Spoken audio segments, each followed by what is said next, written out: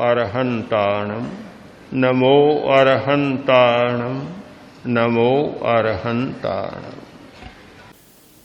बहुत बार हमारे सामने प्रश्न आता है, आदत को कैसे बदला जाए?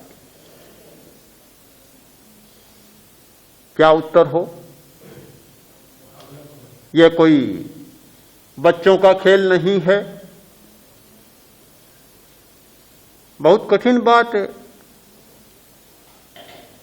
इसका एक ही उत्तर हो सकता है। जिस व्यक्ति ने भावना का चिरकालीन प्रयोग किया है, जिसने प्राण शक्ति को भावना के साथ जोड़ लिया है, वह व्यक्ति जब चाहे तब आदत बदल सकता है।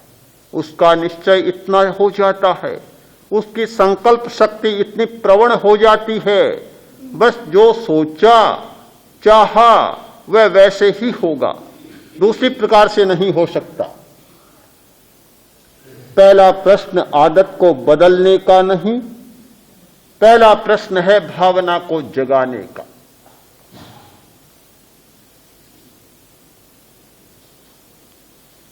काटना है, काठ को चीरना है, हीरे को तोड़ना है। कैसे हो? बहुत कठिन है। हीरे को तोड़ना बहुत कठिन होता है, पत्थर को तोड़ना भी बड़ा कठिन होता है। हम चाह करें नहीं होगा तो उपाय निकाले गए।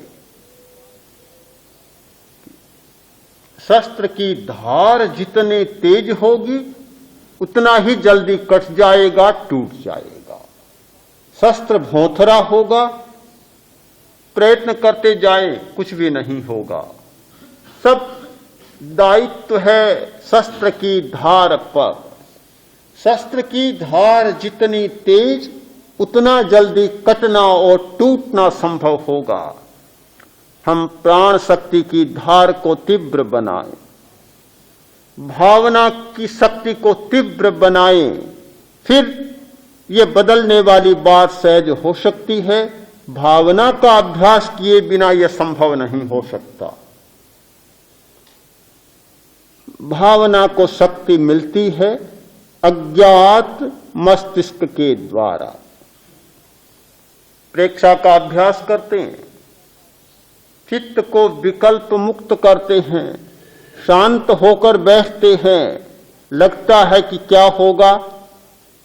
प्रश्न होता होगा कि ऐसे बैठने से क्या होगा? यह होगा कि जितनी शांति, जितनी समाधि, जितनी निर्विकल्पता, जितनी निर्विचारता, जितना मौन, जितनी मन गुप्ती, जितनी वचन गुप्ती और जितनी काय गुप्ती होगी, प्राण शक्ति उतनी प्रबल बनेगी और भावना का बल उतना विकसित होगा। आपकी भावना की धार तेज हो जाएगी। क्यों होगी? कि निर्विकल्पता की स्थिति में हमारा ये जागृत मस्तिष्क तो सो जाता है और सोया हुआ मस्तिष्क जाग जाता है। जागृत मस्तिष्क तो बहुत थोड़ी शक्ति वाला है, बेचारा काम चलाऊ टट्टू है, नौकर है एक, जो इधर उधर का कहा हुआ थोड़ा बहुत काम कर देता है। यह मालिक नहीं है। मालिक तो कोई भीतर बैठा है, जिसके पास सारी चाबियां हैं, कुंजियां हैं, जिसके हाथ में पूरा भंडार है, जो पूरे भंडार पर अपना अधिकार रखता है। वह मालिक तो भीतर बैठा है। निरंतर प्रवृत्ति करने वाला मनुष्य, निरंतर क्रियाशील रहने वाला मनुष्य, इस मस्तिष्क को, इस वाणी को और इस शरीर को सदा चलाए रखने वाला आदमी कभी मालिक तक पहुंचे नहीं पाता, उसका दर्शन ही नहीं होता। केवल सारा कारोबार अपना नौकर से और किराए के टट्टू से चला रहा। बड़ी बात कैसे घटित होगी हमारे जीवन में? बड़ी बात और बड़ी घटना घटित होने के लिए जरूरत है कि मालिक के पास पहुंचे। वह ये सोचे कि मैंने जीवन का कीमती समय सारा बिता दिया और यह 10 दिन का समय अब उस प्रभु तक पहुंचने का समय मेरा बीता है। जीवन की सार्थकता है तो बस इतनी है, इसके सिवाय तो और क्या सार्थकता हो सकती है। यदि हमारी दृष्टि ठीक बन जाए और जिस क्षेत्र में जो सार्थक है उसको सार्थक और व्यर्थ को व्यर्थ देखने लग जाएं, तो हमें अनुभव होगा कि जीवन में जो जो चैतन्य की सन्निधि में क्षण बीतते हैं वे हमारे सार्थक क्षण होते हैं। चैतन्य की सीमा से हटकर और पदार्थ की सीमा में जो क्षण बीतते हैं उन्हें सार्थक कहने की अपेक्षा जीवन यात्रा की सार्थकता कहें। इसमें कोई संदेह नहीं कि वह जीवन यात्रा की सार्थकता तो है, उसके बिना जीवन कैसे चले। किंतु चैतन्य की सार्थकता, एक समझदार आदमी की सार्थकता नहीं कहा जा सकता।